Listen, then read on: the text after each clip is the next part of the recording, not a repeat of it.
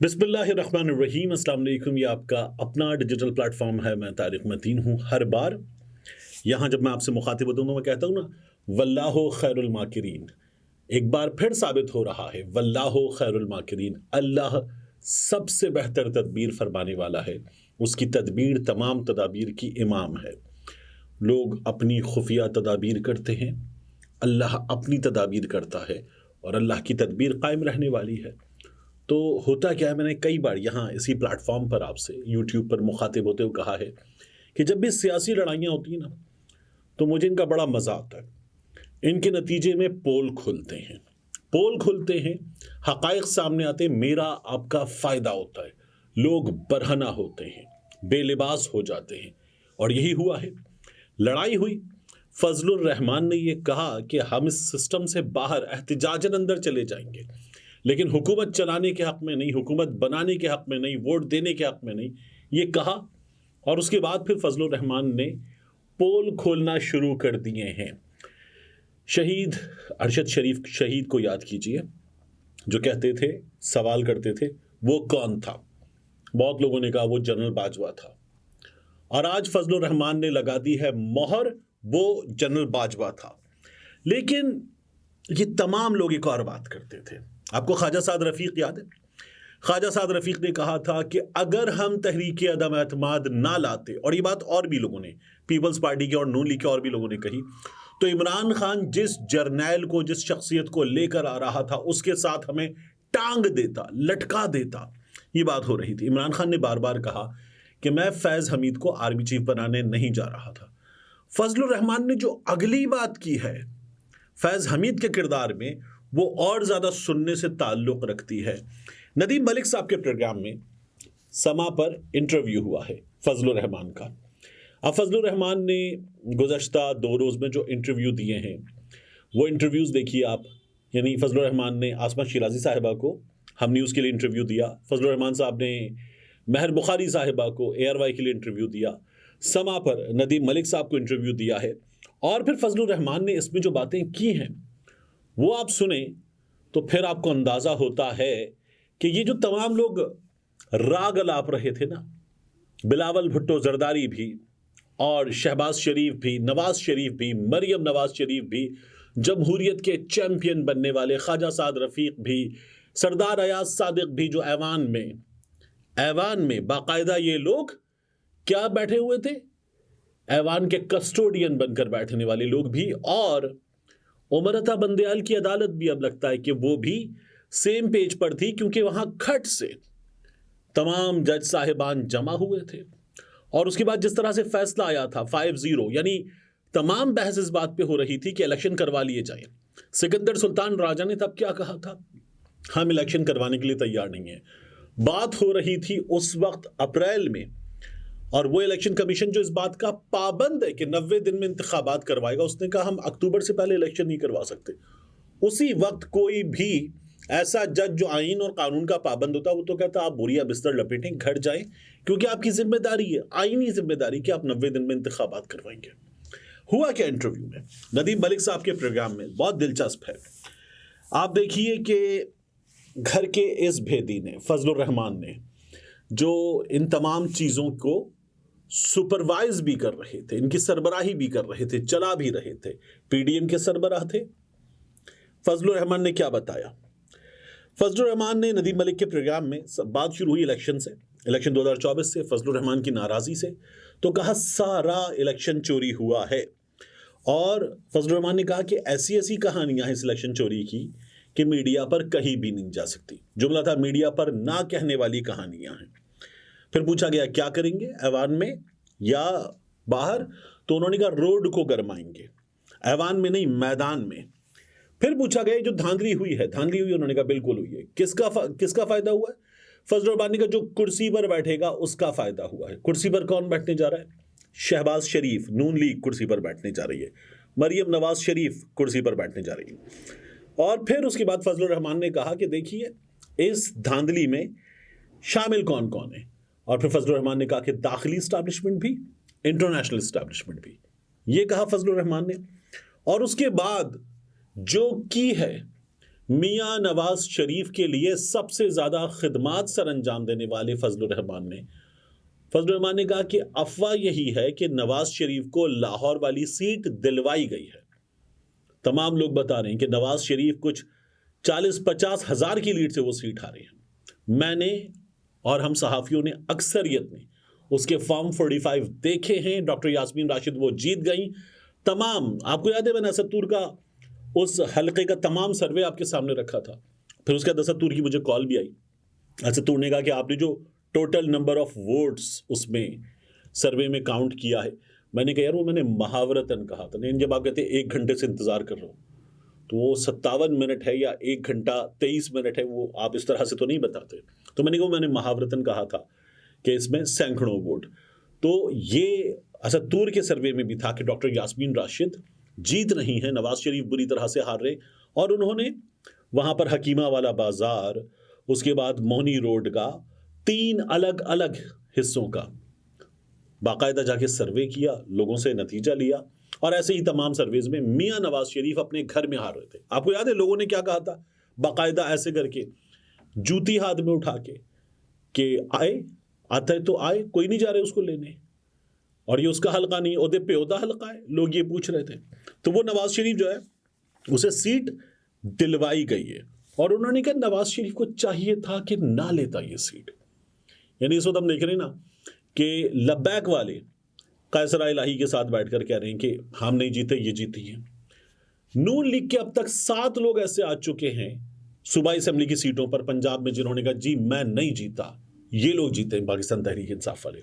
جماعت اسلامی کے متعدد لوگ آ چکے ہیں جنہوں نے کہا کہ نہیں جناب ہم نہیں جیتے, پی ٹی آئی والے جیتے ہیں. آزاد ریحان بندوکڑا کے الیکشن میں آزاد جبران ناصر نے کہہ دیا کہ نہیں جناب یہ جیتے ہیں, فوری طور پر کہہ دیا. مصطفیٰ نواز کھوکھر نے گواہی دے دی یہ جیتے. تو تمام لوگ بتا رہے ہیں, ندیم افضل چند, یہ تمام لوگ بتا رہے ہیں نا کہ ہوا کیا ہے الیکشن میں. تو انہوں نے کہا کہ نواز شریف کو یہ سیٹ لینی ہی نہیں چاہیے تھی. پھر بات ہوئی عدم اعتماد پہ. اب 2 برس بعد اندر کی گواہی نکل کر آئی ہے. کیا ہوا؟ فضل الرحمان نے کہا میں پی ڈی ایم کا سربراہ تھا. ندیم علی صاحب نے روح رواں کہہ دیا. تو انہوں نے کہا نہیں روح رواں نہیں, میں پی ڈی ایم کا صدر تھا. اور وہ کہتے میں عدم اعتماد کے حق میں نہیں تھا, اور دوستوں کے لیے, پاکستان پیپلز پارٹی کے لیے, نون لیگ کے لیے ہم اس پر آگے بڑھ رہے تھے.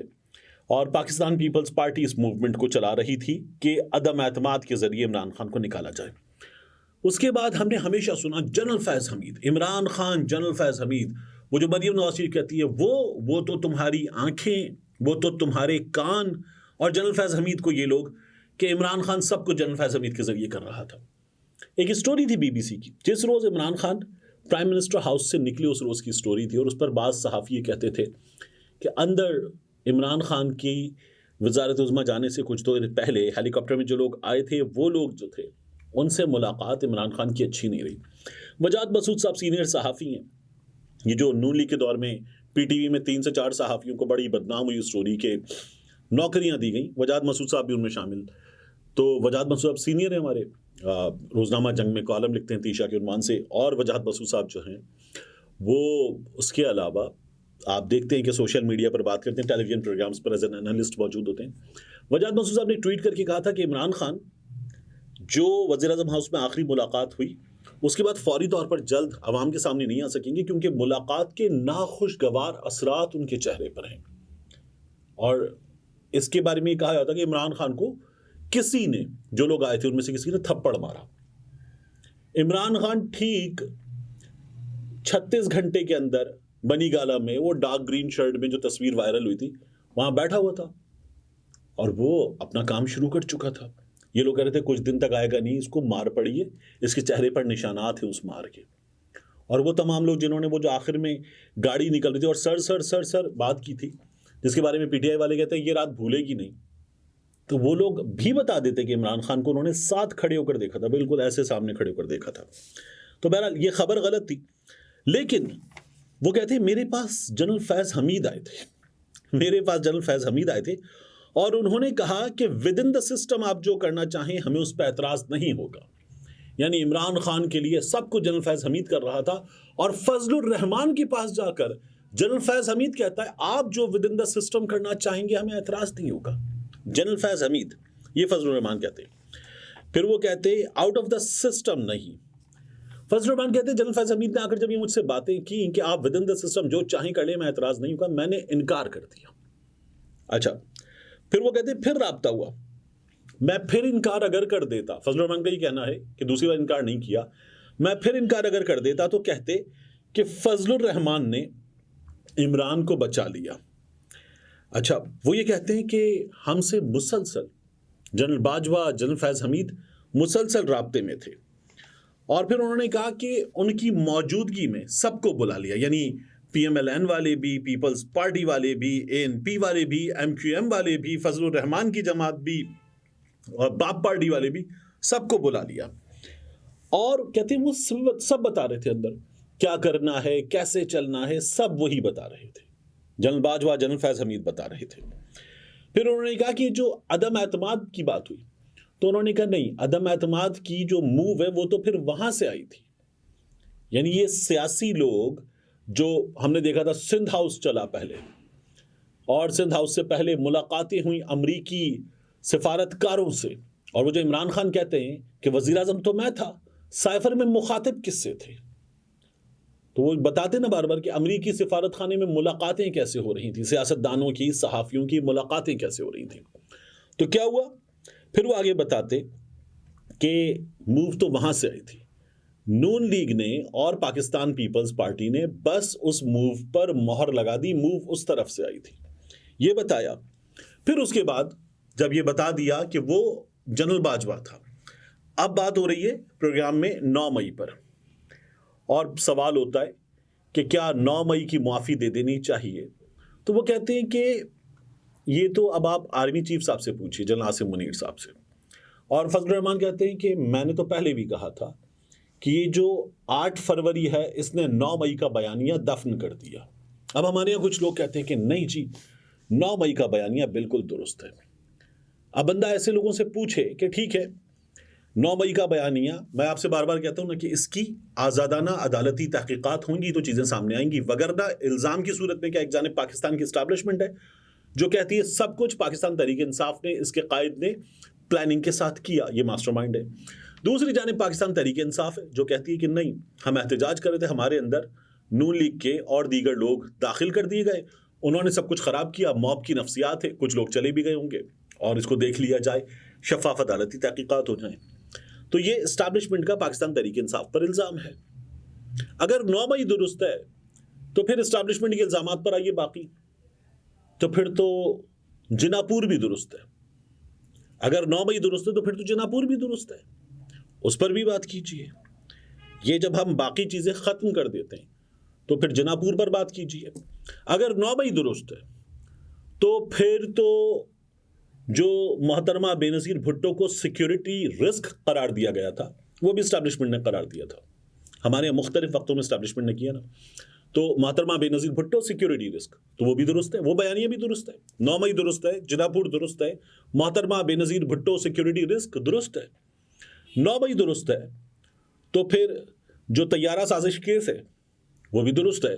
9 مئی درست ہے تو پھر وہ جو نواز شریف کی, شہباز شریف کی, اتفاق گروپ کی فیکٹریوں میں را کے ایجنٹ ہے, وہ بیانیہ بھی درست ہے. اور اگر یہ تمام چیزیں ماضی کی ختم ہو گئی ہیں تو پھر, اور ان سب کی عدالتی تحقیقات نہیں ہوئی ہیں, تو یہ 9 مئی یہاں تو یہ لوگ پھر وہ لوگ ہیں جو کہہ رہے ہیں کہ اس کی عدالتی تحقیقات کروا لیجئے اور صاف کر لیجئے. یہ بھی کیا کچھ عرصے میں ہم ختم ہوتے ہوئے دیکھیں گے.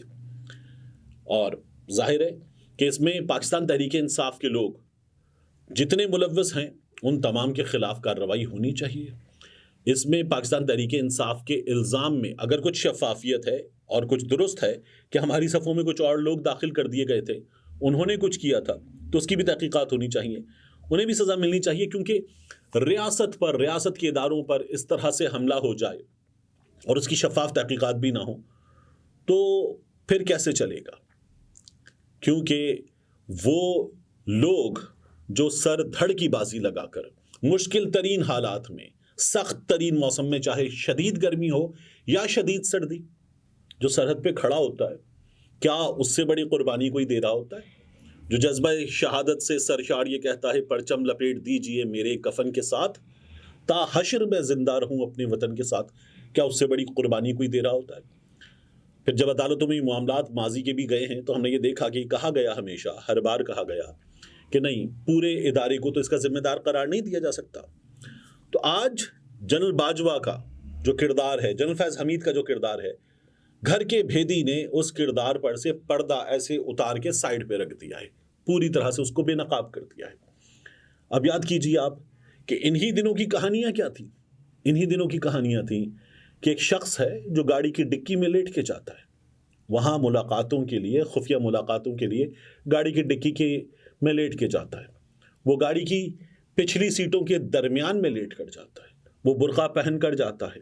جب چودھری نثار وزیر داخلہ تھا تب بھی وہ خفیہ ملاقاتیں کرتا تھا۔ اگر انہی چیزوں کو دیکھنا ہے آپ کو تو پھر آپ دیکھیے کہ ایک خاتون ہے جو کہتی تھی مجھے وہ رستہ آتا ہے، اس رستے پر بس بوٹ صاف کرنا پڑتے ہیں، اس کو دیکھیے۔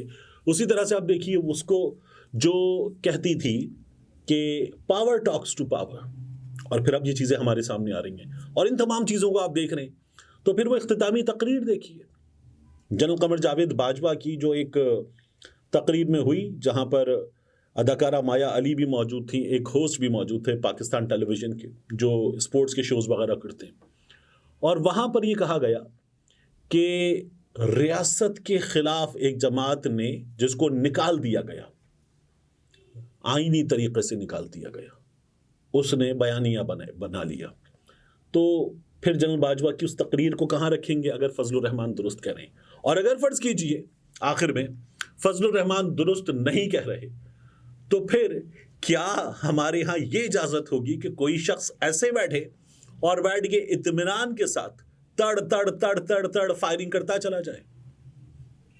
سوچنا ہوگا۔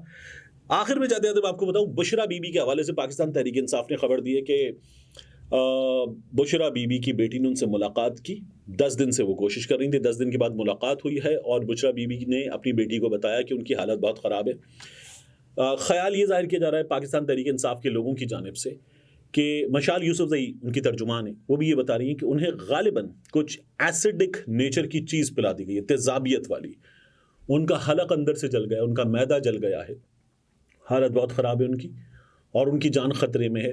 یہ ان کی بہن مریم ریاض وٹو نے ٹویٹ کر کے بتایا سب کچھ، پھر مشال یوسف زئی نے یہ تمام چیزیں بتائی ہیں۔ بشرا بی بی بنی گالہ میں اپنے گھر میں اس وقت سب جیل میں ہیں، یعنی یہ پورا گھر ان کا نہیں ہے۔ اگر آپ کو یاد ہو سید علی گیلانی حریت رہنما مرحوم، تو وہ جب اپنے گھر میں قید تھے سب جیل میں تو کیا ہوتا تھا کہ وہ اپنے گھر کے دروازے پر ایک چھوٹی سی ونڈو کھول کر کہتے تھے دروازہ کھولو، دیکھو تمہاری جمہوریت کا جنازہ جا رہا ہے، تو وہ پورے گھر میں موو کرتے تھے۔ بشرا بی بی کے بارے میں ان کے وکیل یہ بتا رہے ہیں کہ وہ اپنے گھر کے رہائشی حصے میں، 300 کنال کا گھر، داخل ہوتے تو پہلے پارٹی کا دفتر، پھر اس کے بعد اوپر رستہ جاتا ہے، اور اوپر جا کر جو گھر ریزیڈنشل پورشن بنا ہوا ہے، اس ریزیڈنشل پورشن میں بھی اپنا بیڈ روم، اپنی خوابگاہ، وہاں بشرا بی بی ہیں، اس سے باہر قدم نکالنے کی اجازت نہیں ہے، کھڑکیاں کھولنے کی اجازت نہیں ہے، اور کہا یہ جا رہا ہے کہ وہ پولیس والی جس نے بشرا بی بی کو وہ چیز دی جس کے کھانے کے بعد ان کی یہ حالت ہوئی ہے، وہ پولیس والی اس دن ان کو اس وقت کا کھانا وغیرہ دینے کے بعد سے غائب ہے۔ یہ پاکستان تحریک انصاف کا الزام ہے، اور ان کا یہ کہنا ہے کہ اس کی شفاف تحقیقات ہوں اور بشرا بی بی کو فوری طور پر مکمل بھرپور طبی امداد ان کی اپنی چوائس کی دی جائے۔ ملتے ہیں انشاءاللہ آپ سے اگلی ویڈیو میں۔